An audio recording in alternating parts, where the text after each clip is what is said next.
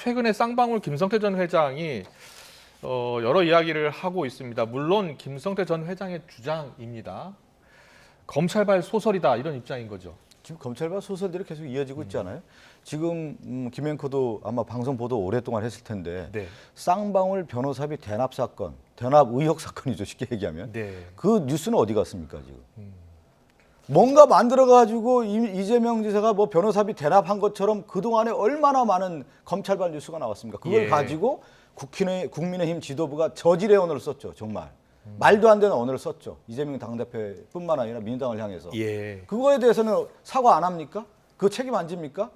그렇게 정치 수준을 그렇게 만들어서는 되지 않고 지금 김성태 관련된 뉴스도 김성태와 검찰발 뉴스 아닙니까? 증거가 예. 있습니까 지금? 증거도 없고 하나의 언론 플레이에서 그것을 부풀리고 있고 중상모략하는 뉴스들이 계속 이어지고 있는데 쌍방울 변호사비 대납 사건만 해도 저는 이 정도로 우리나라에서 검증이 안 되고 그렇게 증거 하나 없이 뭔가 그냥 진술에만 의존해서 나오는 것들이 과연 이게 언론도 그렇고요. 검찰도 마찬가지인 겁니다. 네. 제가 하나만 더 얘기하면 그 변호사비 대납금 20억이라고 하는 것이 자회사 M&A 비용으로 들어간 거 아니에요. 근데 그 M&A 대표가 그 법무법인 대표가 검찰 출신 아닙니까? 그것도 검사가 누구냐면 윤석열 대통령과 아주 가까운 사람이 변호사란 말이에요. 예. 검찰 출신이란 말이에요. 이 정도면 검사들이 다 알고 있었을 텐데 묵인하고 방조한 거 아니겠습니까? 그것을 인용해서 국민의힘 지도부가 저질의 언어를 진짜 뭐라고 할 정도로 너무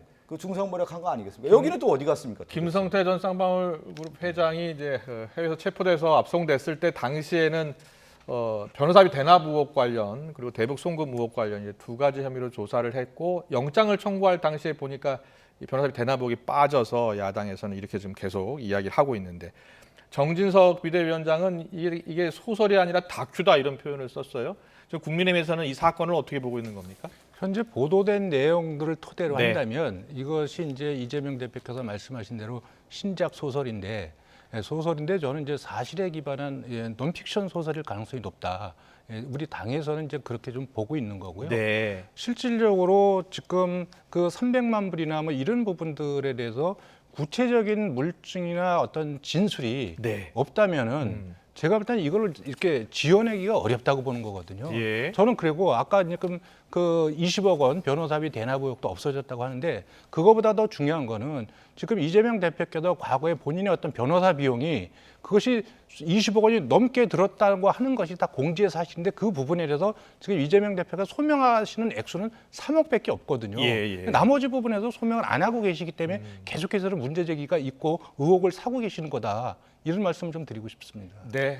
그 이제 검찰 이제 김성태 쌍방울 전 사장이죠, 전 회장이죠. 이제 입국하면서 그런 예상을 했었죠.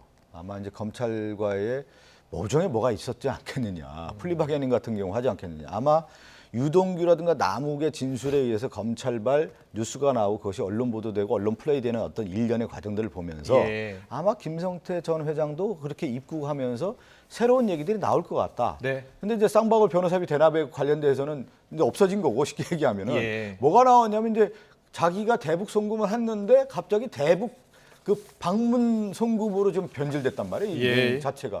그러면 우리가 상식적으로 생각해 보죠. 2019년이라고 하는 게 남북 관계가 그렇게 좋지 않았습니다. 왜 그러냐면 그 뭐 자세하게 좀 얘기를 드려보면 예. 어쨌든 그 상황에서 네. 우리나라 그 지도자가 북한에 돈을 주고 방북한다? 있을 수 없는 일이죠. 상상을 해도 나올 수도 없는 문제를 왜 이렇게 소설로 쓰는지를 모르겠습니다. 그 당시 상황이 2019년이었으니까 2019년에 이제 북미 관계에 한회담도 결렬이 됐었고 여러 가지 상황을 봤을 때는 북한 방북을 추진할 상황은 아니었다라는 게 이제 이 야당의 주장이거든요. 근데 여당은 또 생각이 또 다르고요. 뭐 그렇게 말씀하실 수 있습니다. 예. 그러나 그때 남북 관계가 이제 북미회담의 실패로 해서 완전히 경색돼 있지 네, 않습니까? 네. 그럴수록 더 돌파해서 본인의 역량을 보여주고 싶은 네. 그런 왜 욕심이 없었겠습니까? 예, 그리고 말씀하신 대로 지금 이것이 순수하게 대북 교류 자금인데 네. 한 부분을 어떤 방북을 위한 로비 자금으로 일정 부분 떼어냈다면 만약에 검찰이 네. 그럼 완전히 그건 이제 조작 수사 아니겠습니까? 그때 정치적 감당이라는 부분을 검찰이 너무나 잘할 텐데 과연 이제 이런 부분들이 지금 말씀하신 부분대로 이렇게 검찰이 임의로 만들어서 조작하고 이렇게 할 리는 없다. 저는 그렇게 봅니다. 알겠습니다.